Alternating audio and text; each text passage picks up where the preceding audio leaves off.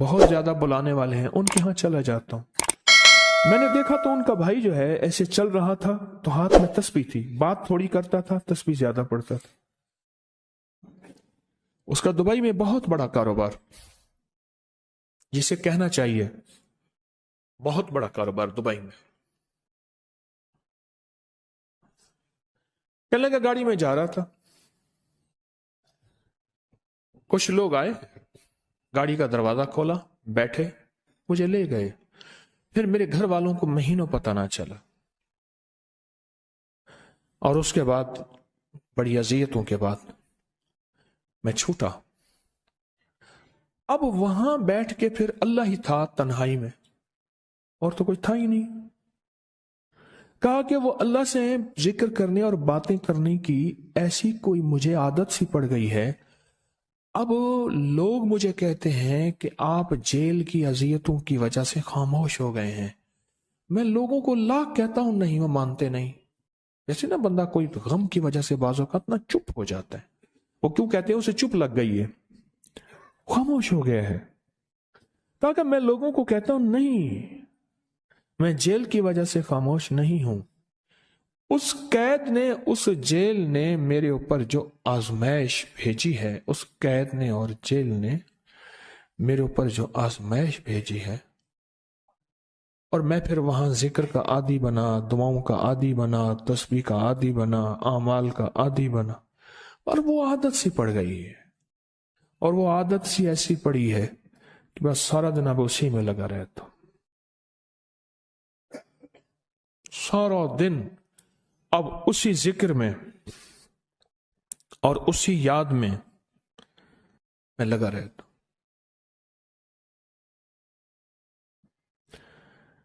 کہیں ایسا نہ ہو ہم بھی اگر ذکر سے غافل ہوئے، تسبیح سے غافل ہوئے، خدا نہ خواستہ ایسی آزمائش آ جائے اور پھر ہم ذکر اور تسبیح اور اعمال کے عادی بن جائیں، اللہ سے عافیت مانگے۔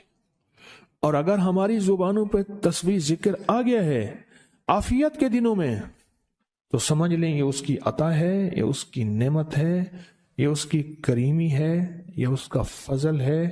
اس نے بہت بڑی آزمائش سے پہلے ہمارے اوپر اتنا کرم کر دیا، اس کا بہت بڑا کرم ہے۔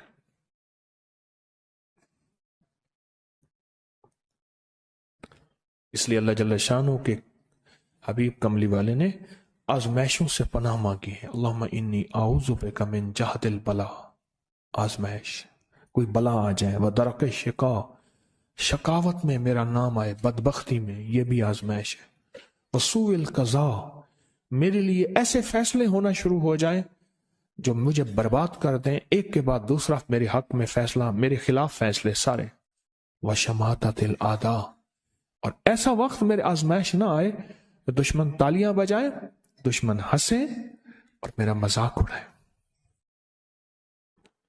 اس لیے میرے آقا نے، میرے حضور نے آزمائشوں سے پناہ مانگی ہے، عافیت مانگی ہے۔ اللہم انی اعوذ بک من زوال نعمتک، اللہ نعمت دی پھر اس کا زوال آ گیا، وتحول عافیت، عافیت دی اور تو نے چھین لی۔ اللہم انی اعوذ بک من زوال نعمتک وتحول عافیتک وفجاءت نقمتک وجمیع سخطک، اے اللہ کو میرے اوپر ایسے حملے ہوں اور سختیاں میرے اوپر شروع ہوں، مولا میں اس سے پناہ مانگتا ہوں۔ میں مانگتا کیا ہوں؟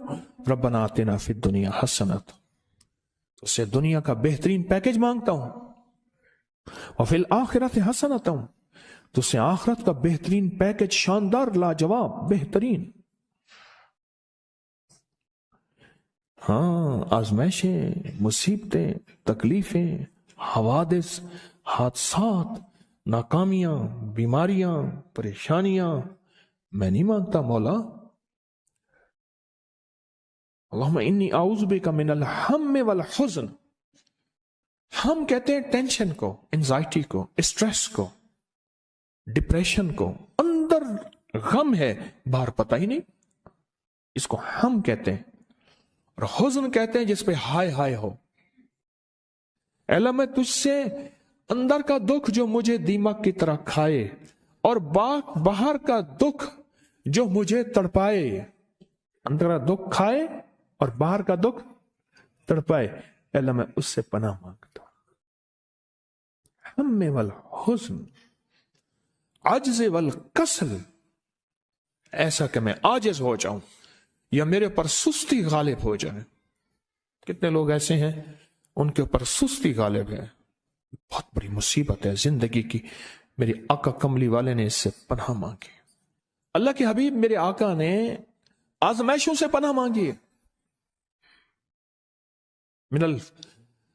اللہم انی اعوذ بک من الفقر والکفر،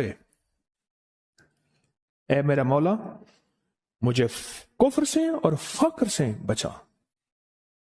فقر ایسا، غربت ایسی آئے کہ میرے ذہن میں ہر وقت لوگوں کی جیبوں پہ نظر ہو، ہر وقت لوگوں کی جیبوں پہ نظر ہو۔ یہ دو وقت میں ہوتا ہے، ذہن نشین رکھیے گا۔ اس فقیر کا تجربہ ہے، ایک جب طمع بڑھ جاتا ہے، لالچ بڑھ جاتی ہے، اس وقت لوگوں کی جیبوں پہ نظر ہوتی ہے۔ جب فقر بڑھ جاتا ہے، غربت اور تنگ دستی اور فقیری بڑھ جاتی ہے، پھر لوگوں کی جیبوں پہ نظر اس کی ہوتی ہے اور اللہ کے خزانوں پہ نظر نہیں ہوتی یا کم ہوتی۔ اے میرا مولا مجھے فقر سے بچا اور کفر سے بچا، کہ ایسا وقت نہ آئے میں اپنا دین بیچ بیٹھوں، اپنا ایمان بیچ بیٹھوں۔ ہمارے ایک مخلص تھے عبد الوحید سلیمانی صاحب رحمۃ اللہ علیہ، کہنے لگے انارکلی میں میرا ایک دوست تھا، تو میں اس دوست کے ساتھ زندگی گزری، پنجاب یونیورسٹی میں اکٹھے پڑھتے تھے۔ تو پھر پتہ چلا کہ وہ بہت مالدار ہو گیا، اسلام آباد کے ایک بہت بڑے سیکٹر میں گیا تو اس کا گھر دیکھا، گاڑیاں، بڑا گھر، اور یہاں اس کے پاس ایک پرانی سی پتلون ہوتی تھی اور غربت ہوتی تھی، اور انارکلی کے کسی اوپر چبارے کے کسی کمرہ لیا ہوا تھا۔ تو میں نے اس کا نام لے کے پوچھا یہ کیا؟ اس نے ایسے سینے پہ ہاتھ رکھ کے کہا بس یہی بیچا ہے، اب باقی سب ٹھیک ہے، سینے پہ ایمان بیچا ہے، سب کچھ مل گیا۔ اللہ میرے پر وہ وقت نہ لا جب میرے اوپر فقر غالب آ جائے یا کفر آ جائے۔ میرے آقا کملی والے نے آزمائشوں سے پناہ مانگی، اور آپ حضرات کتنے خوش قسمت ہیں، اس کی شان کریمی اللہ نے آزمائشوں سے بچائے، اور انشاءاللہ ان نام کی برکتوں سے، ان دعاؤں کی برکتوں سے، ان تسبیحوں کی برکتوں سے، اس اللہ کے نام لینے کی برکت سے انشاءاللہ اللہ اور آزمائشوں سے بچائے گا۔ اللہ نے بغیر آزمائشوں کے ہمیں اپنا نام دے دیا، اپنے نام کی تسبیح دے دی، اپنا ذکر دے دیا، اپنی یادیں دے دی۔ کسی جگہ منہ سے اللہ نکل جاتا ہے، کہیں رحمان نکل جاتا ہے، کہیں بسم اللہ نکل جاتا ہے۔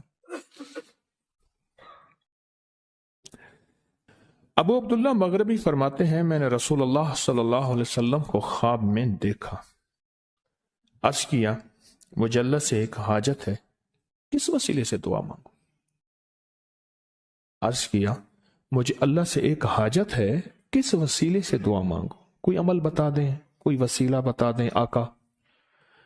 میں نے حضور سے خواب میں سوال کیا تو آپ نے ارشاد فرمایا جس کو بھی اللہ سے کوئی حاجت ہو اسے چاہیے وہ سجدے کرے، یعنی 2 رکعت ادا کرے اور سجدے کی ہر رکعت میں 40 مرتبہ آیت کریمہ پڑھے، جو میں عمل میں بتایا کرتا ہوں، لا الہ الا انت سبحانک انی کنت من الظالمین۔ جب بھی کوئی مشکل ہو، الجھن ہو، پریشانی ہو، کوئی تکلیف ہو، کوئی مسئلہ ہو، تو میرے حضور نے فرمایا کہ تو ایسا کر، تو ایسا کر، تو کیا کر، تو نفل پڑھ، ہر رکعت میں سبحان ربی الاعلیٰ کے بعد 40 مرتبہ آیت کریمہ پڑھ، اور پڑھ ایسے ڈوب ڈوب کے، مانگ مانگ کے، گڑ گڑا کے، بھیکاری محتاج سائل اور منگتا بن کے پڑھ۔ اور حدیث میں آیا کہ کوئی مصیبت زدہ اس کو نہیں پڑھتا جس کی مصیبت دور نہیں ہوتی۔ آیت کریمہ کو فرمایا کوئی مصیبت زدہ اگر پڑھ لے اس کی مصیبت دور ہوتی ہے۔ اور ایک اور حدیث میں ہے کہ کبھی ایسا نہیں ہوا کہ کسی مسلمان آدمی نے کسی چیز کے لیے اسے پڑھا ہو اور اس کی دعا قبول نہ ہوئی ہو، اور اس کو ترمذی اور نسائی نے روایت کیا ہے۔ میرے آقا فرماتے ہیں کہ میں جب شب معراج میں میرا ایک شخص پر گزر ہوا جو نور عرش میں چھپا ہوا تھا، عرش کے نور میں اتنا ڈوبا ہوا تھا، خود چھپا ہوا تھا عرش کے نور میں۔ میں نے پوچھا یہ کون ہے، یا کوئی فرشتہ ہے؟ فرمایا نہیں۔ میں نے کہا تو پھر یہ کون ہے؟ فرمایا ایک انسان ہے، جب دنیا میں تھا تو یاد خدا اسے اس کی زبان پر تر و تازہ رہتی تھی، اس کا دل مسجد میں لگا رہتا تھا، آج اللہ کے حضور یہ نور عرش کے نور میں اتنا ڈوبا ہے کہ خود چھپ گیا۔ دو چیزوں کی وجہ سے، ایک، اس کی زبان ہر وقت اللہ کی یاد سے تر و تازہ رہتی تھی۔ جو دم غافل سو دم کافر، میں نے مرشد سبق پڑھایا ہو۔ حضور کہتے ہیں میں مرشد کے پاس گیا، میں نے کہا حضرت کو نصیحت فرما دیں۔ فرمایا میری نصیحت یہی ہے، جس دم غافل ہوگا سمجھ لے وہ دم تیرا کافر ہے۔ اور کافر کے معنی اصل ہیں انکار کے، وہ تیرا دم اللہ کے ساتھ جڑا ہوا نہیں ہے۔ اور میں ذکر کرنے والوں کی مثال زندہ کی ہے اور ذکر نہ کرنے والوں کی مثال مردہ کی ہے۔ حضرت خالد بن ولید نے فرمایا ایک طرف ہزاروں تھے اور فرمایا مجھے چند دے دیں، تو پوچھا آپ کو چند کیوں دیں؟ کہا وہ سارے مردہ ہیں، وہ کلمہ پڑھنے والے نہیں تھے، وہ سارے مردہ ہیں، مجھے چند کلمہ پڑھنے والے دے دیں، یہ سارے زندہ ہیں اور یہ غالب آئیں گے۔ اور یہی ہوا، اور یہ کلمہ پڑھنے والے غالب آ گئے۔ آپ نے فرمایا کہ غافلوں کے درمیان اللہ کی یاد میں لگا رہنے والا